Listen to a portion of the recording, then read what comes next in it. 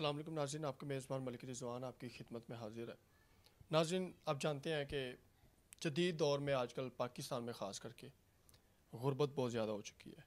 یہاں پر بے روزگاریاں بہت زیادہ ہو چکی ہیں، لڑکیاں بے سہارا بہت ہو چکی ہیں۔ تو ہمارا مقصد صرف یہی ویڈیو پہ آنے کا ہوتا ہے اور لڑکیوں کو لانے کا ہوتا ہے تاکہ ان کا گھر بس جائے ہماری وجہ سے، اور ان کی اچھے انسانوں سے شادیاں ہو جائیں۔ جو کہ آج کل کیا ہو رہا ہے، لو میرج ہو رہی ہے اور رشتے ٹوٹ رہے ہیں، اور پاکستان میں جو طلاق کی شرح وہ بہت زیادہ ہو چکی ہے۔ تو ان کا مقصد یہی ہوتا ہے کہ ہمیں وہ شخص مل جائے جو ہمارے ساتھ شادی کرے، ہمیں رہنے کے لیے گھر دے، چھت دے۔ ڈیمانڈس ہماری کوئی نہیں ہے۔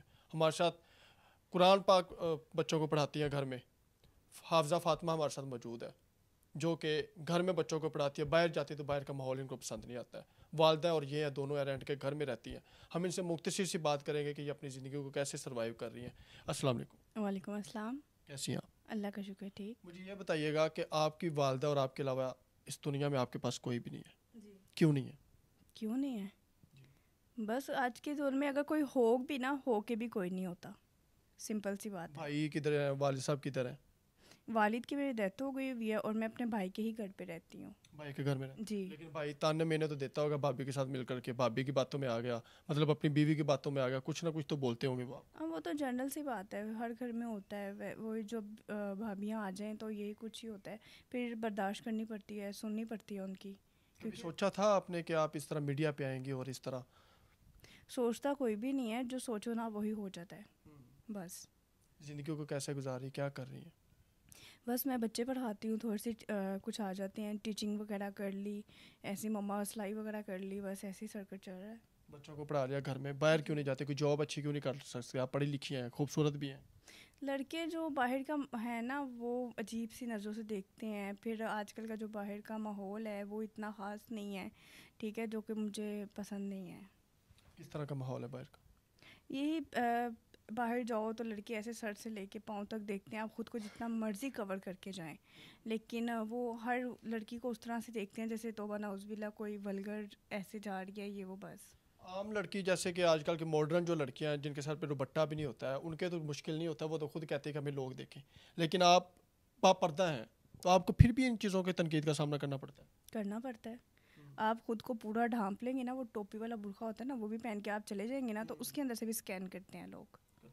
بالکل۔ تو آپ خوبصورت بھی ہیں، ماشاء اللہ بچوں کو پڑھاتی ہیں، تو آپ میڈیا پہ آئے بغیر بھی تو آپ کا کوئی اچھا سا رشتہ ہو سکتا تھا، آپ نے یہ کیوں نہیں دیکھا؟ نہیں، رشتے تو آتے ہیں، یہ نہیں کہ نہیں آتے، لیکن ان کی ڈیمانڈ بہت زیادہ ہوتی ہے۔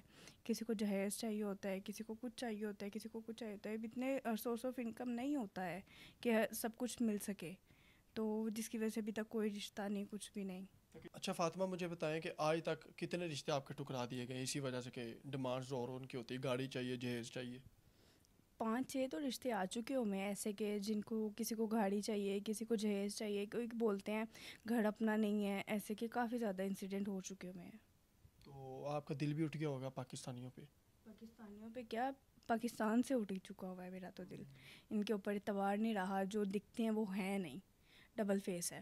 ڈبل فیس ہے، مطلب پاکستان میں رہنا بھی آپ کا مشکل ہو چکا؟ بالکل ایسے ہی ہے۔ تو کیا ارادہ بنتا آپ کا اگر آپ کو کوئی آفر آ جاتی ہے اچھی سی، کوئی شخص ایسا مل جاتا ہے جس کی ڈیمانڈ ایسی نہ ہو، جو آپ کے حالاتوں کو دیکھے اور پھر آپ کو دیکھے، تو ایگری ہیں آپ شادی کے لیے؟ میڈیا پہ آنے کا مقصد یہی ہے کہ جو شخص اچھا ہو، جو ہماری ڈیمانڈس پوری کرے، اپنے ڈیمانڈس نہ رکھے، تو میں ایکسیپٹ کرتی ہوں۔ والدہ کو بھی ساتھ قبول کرتی، ظاہر سی بات ہے، آپ کی والدہ بھی آپ کی وجہ سے ہے، آپ اپنی والدہ کی وجہ سے یہاں پر زندہ ہے، بالکل، ان کو بھی وہ ساتھ قبول کرے؟ ساتھ میں قبول کرے، پھر ہے۔ شخص کیسا ہو، عمر کتنی ہو؟ عمر کا مسئلہ نہیں ہے، کوئی بھی عزت دینے والا ہو، عزت ہے تو سب کچھ ہے۔ تو اگر آپ کا اللہ کے توسل سے یہ کام ہو جاتا، نکاح ہو جاتا، تو بچوں کو پڑھاتی رہیں گی یا چھوڑ دیں گی؟ نہیں، میں انشاءاللہ قرآنی تعلیم تو ضرور میں دیتی رہوں گی۔ فی سبیل اللہ دے رہی ہیں؟ جی بالکل، میں دیتی رہوں تو گی۔ لاسٹ میں بتا دیں پھر بھی کہ گزارا کیسے کریں آپ گھر کو؟ ظاہر سی بات ہے، بھائی تو اپنی بیوی کو، اپنے بچوں کو سنبھالتا ہوگا، آپ کو تانے بھی دیتا ہے کہ گھر چھوڑ دو، رینٹ بھی لیتا ہے وہ آپ سے، تو پھر کیا سوچیں؟ میں نے آپ کو بتایا کہ ماما سلائی وغیرہ کرتی ہیں، میں تھوڑا سا بچوں کو ٹیوشن بھی پڑھا لیتی ہوں، تو جس سے گھر کا سرکٹ چل جاتا ہے ایزیلی۔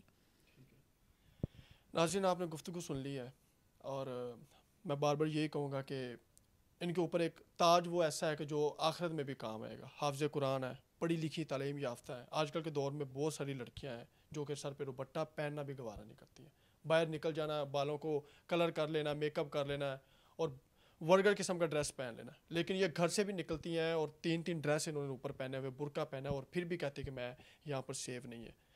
تو آپ خود دیکھ سکتے ہیں یہاں پر حالات اور یہاں پر لوگ کیسے ہیں. اور ان کا مقصد یہی ہے میڈیا پہ آنے کا کہ ضرور وہ شخص میرے سے رابطہ کرے جو مجھے میری ڈیمانڈس کے بغیر مجھے قبول کرے. میری والدہ کا وہ تھوڑا بہت علاج کا مسئلہ وہ بھی کروائے, تو یہ ہنس کر ان کے ساتھ شادی کرنے کو تیار ہے. اللہ حافظ.